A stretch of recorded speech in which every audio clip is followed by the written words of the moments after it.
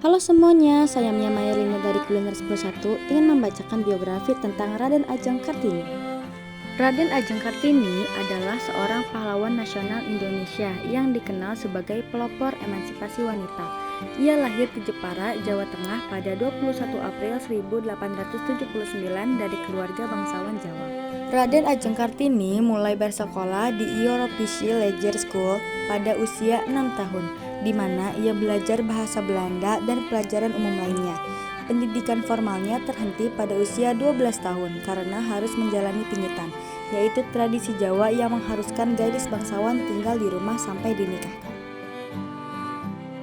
Awal perjalanan perjuangan Raden Ajeng Kartini bermula saat ia menjalani masa pingitan pada usia 12 tahun.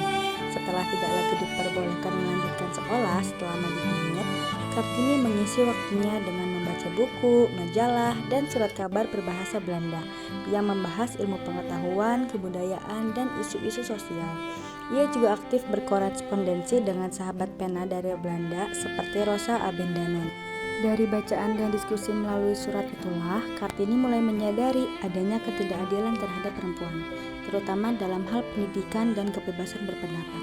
Kesadaran ini mendorongnya untuk menyuarakan gagasan tentang pentingnya pendidikan bagi perempuan dan kesetaraan hak, yang kemudian menjadi dasar perjuangannya. Kartini menyuarakan keresahannya melalui surat-surat yang ia tulis kepada sahabat pena di Belanda. Dalam surat-surat itu, ia mengungkapkan pandangannya tentang ketidakadilan terhadap perempuan, terutama dalam hal pendidikan dan kebebasan. Surat-surat tersebut kemudian dibukukan menjadi Habis Gelap Terbitlah Terang dan menjadi inspirasi bagi perjuangan emansipasi wanita di Indonesia.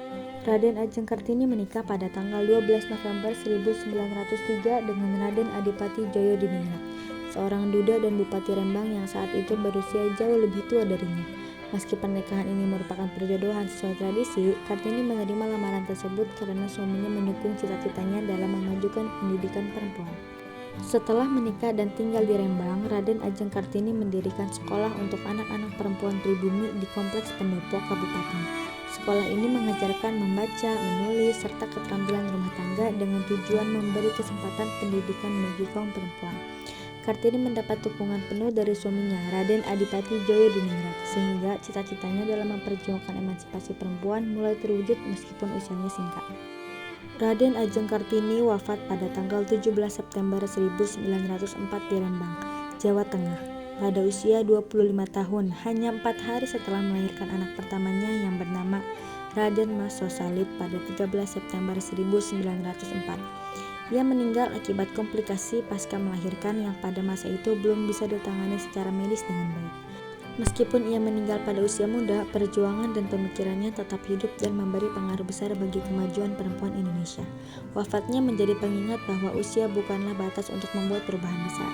Gagasan dan semangatnya tentang pendidikan, kesetaraan, dan kebebasan perempuan terus dikenang hingga saat ini.